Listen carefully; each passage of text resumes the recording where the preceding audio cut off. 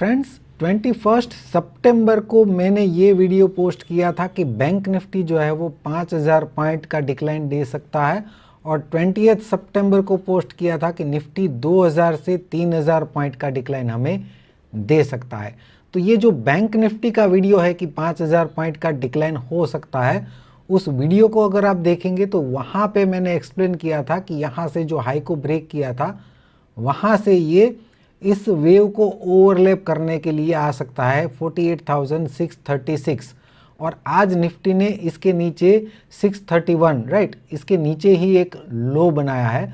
तो इस कैलकुलेशन से मैंने वो वीडियो पोस्ट किया था, वहाँ से करीबन 5000 पॉइंट तक डिक्लाइन जो है वो बन रहा था। उस लॉजिक से मैंने वहाँ पे वीडियो में एक्सप्लेन किया था। साथ साथ अगर मैं निफ्टी की बात करूँ तो निफ्टी में जो मैंने 2000 से 3000 पॉइंट का डिक्लाइन बोला था वो यहाँ पे निफ्टी ट्रेड कर रहा था।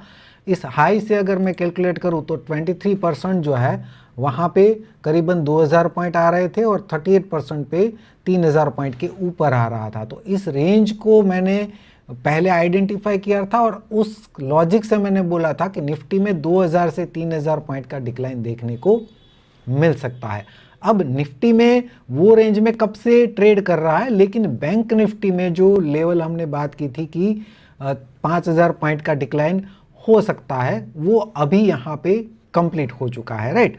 और ये निफ्टी बैंक निफ्टी जो है अभी सपोर्ट रेंज में है, यहाँ से ऊपर से एक करेक्टिव डिक्लाइन हम एक्सपेक्ट कर रहे हैं। अब ये करेक्टिव डिक्लाइन के बाद हमने ये दो रेजिस्टेंस रेंज आइडेंटिफाई की है, ये दो रेंज को ब्रेक करेगा स्टेप बाय स्टेप। पहली रेंज ये ब्रेक होनी चाहिए जिसमें 38%, पहले मैं थोड़ा जूम कर देता हूँ ताकि लोगों को दिखे, ये बार बार लोगों की कमेंट आ रही है। पहले ये रेंज इंपल्सिवली ब्रेक होनी चाहिए 49,796, मतलब कि 49,800 पकड़ लीजिए, इसके ऊपर ब्रेक होना चाहिए। और नेक्स्ट लेवल हमारा आ रहा है 50,640, मतलब 650 समझ लीजिए। पहले इसको ब्रेक करना चाहिए, फिर इसको ब्रेक करना चाहिए, तब कंफर्म हो जाएगा कि ये एक करेक्टिव पैटर्न ही थी और अब बैंक निफ्टी वापस इस हाई के ऊपर जा सकता है। जो हमने पहले से वो 21 सितंबर के वीडियो में एक्सप्लेन किया था कि पहले इसके नीचे आएगा और उसके बाद वापस ये इसके ऊपर जा सकता है राइट। तो अब यहाँ पे तो आ चुका है, अब ये ऊपर जाने की पॉसिबिलिटी बन सकती है, लेकिन उसके लिए जो कंफर्मेशन के लेवल्स है वो मैंने यहाँ पे मेंशन किए हैं। ये पहला लेवल है और ये दूसरा लेवल है, इन दो लेवल्स को आपको ध्यान में रखना है। इस रेंज में अगर कोई करेक्टिव पैटर्न जैसा लगता है, करेक्टिव पैटर्न आपने सीखी होगी, 5 तरीके की करेक्टिव पैटर्न है, इनमें से कोई करेक्टिव पैटर्न बनती है तो उतना इंटरेस्ट हम नहीं लेंगे बाइंग में।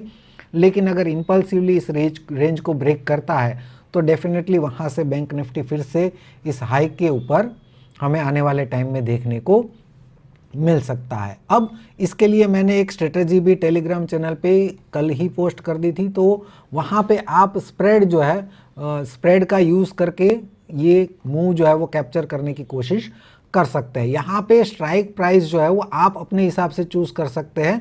मैंने यहाँ पे स्ट्रेटजी में मेन लॉजिक यही लिया है कि साइडवेज नहीं है, पॉजिटिव होता है यहाँ से तो प्रॉफिट बढ़ता जाएगा।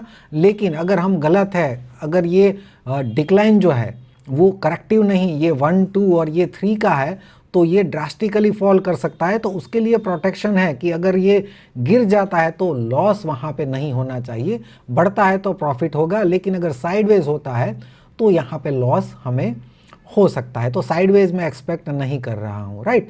उस हिसाब से ही मैंने स्ट्रेटजी यहाँ पे दी है। आप स्ट्राइक प्राइस को मत देखिए, अपने हिसाब से पे ऑफ चार्ट है उस पर फोकस कीजिए कि आपका मोटिव क्या है राइट, उस हिसाब से आपको स्ट्रेटजी बनानी है। अब निफ्टी की बात कर लेते हैं। निफ्टी में पहले वीकली चार्ट में देखें तो इस रेंज में तो ये ऑलरेडी आ चुका है, इसका मतलब हमारा फोकस इस डिक्लाइन पे होना चाहिए कि डिक्लाइन में हमें ये वेव 4 की पैटर्न लग रही है कि नहीं लग रही है राइट।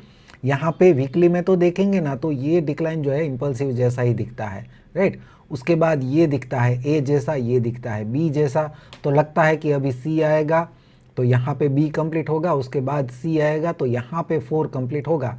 वीकली में देख के यही लगता है, सबको यही दिखेगा, मुझे भी यही दिखता है राइट।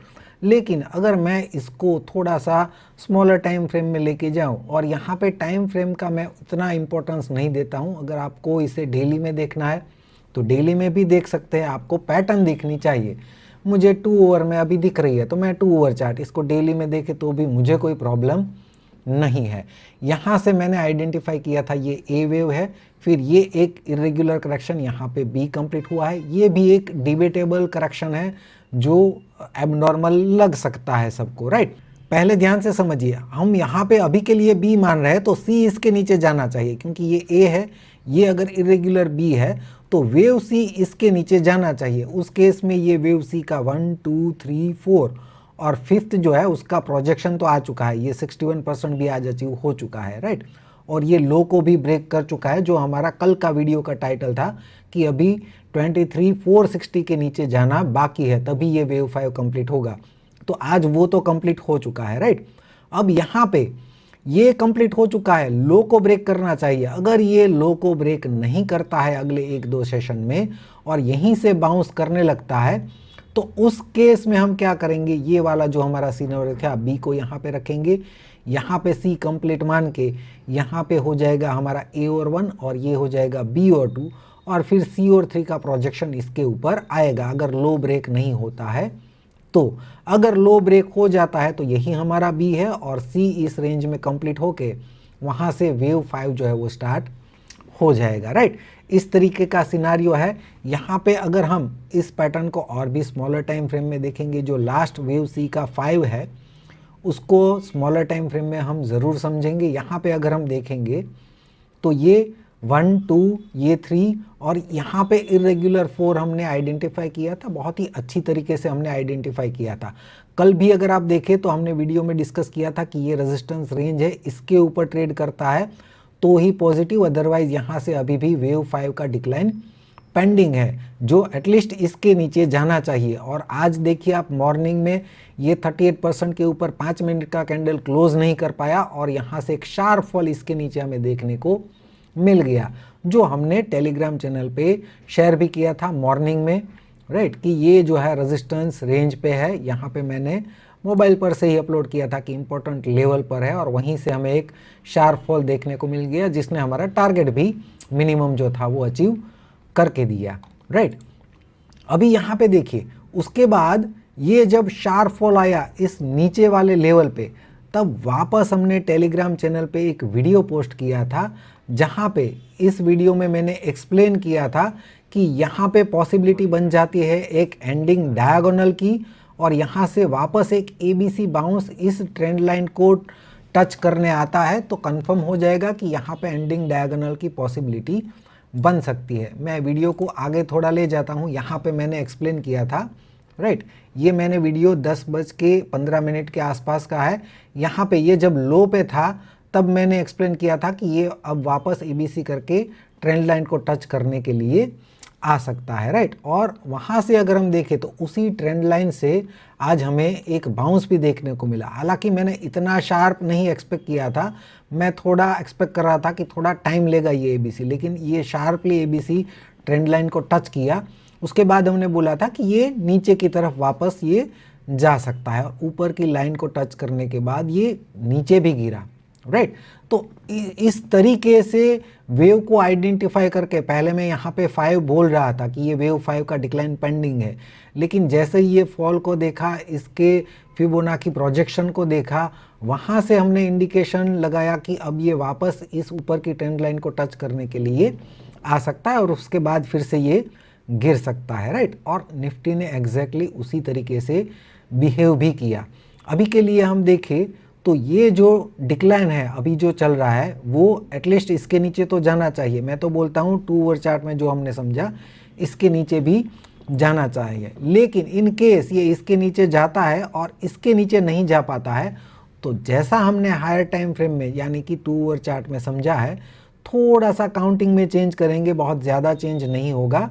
ये जो करेक्टिव पैटर्न है हम यहाँ पे कंप्लीट मानेंगे और ये हो जाएगा हमारा ए और 1, ये हो जाएगा बी और 2। अगर इसको ब्रेक करता है तो एज इट इज़ रहेगा, राइट। व्यू में कोई चेंज नहीं हो रहा है, चेंज काउंटिंग में हो रहा है। व्यू तो अभी ओवरऑल यही है कि डिक्लाइन जो है अभी लिमिटेड है, राइट। तो डिक्लाइन में उतना फोकस नहीं करना है, सपोर्ट रेंज में आने दो। सपोर्ट रेंज में जैसे ही आता है आप स्प्रेड बना सकते हैं अगर नेकेड ऑप्शन बाय नहीं करना है।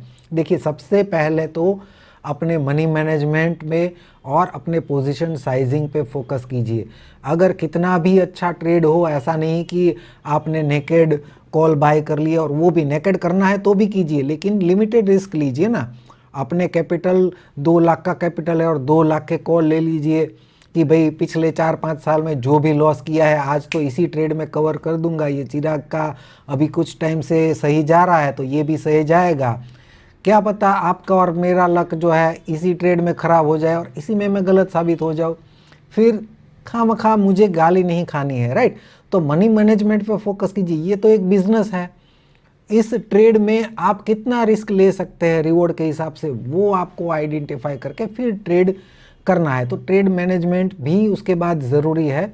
तो सब कुछ सोच समझ के यहाँ पे ट्रेड लीजिए। मैंने एनालिसिस दिया है, अब तक बहुत ही अच्छी तरीके से हम एनालाइज कर पा रहे हैं। इसका मतलब ये नहीं कि ब्लाइंडली आप कितनी भी क्वांटिटी, पोजीशन साइजिंग को ध्यान में रखे बिना, अपने रिस्क मैनेजमेंट को ध्यान में रखे बिना अंधाधुंध ऐसे कॉल बाय कर लो, ऐसा नहीं करना है।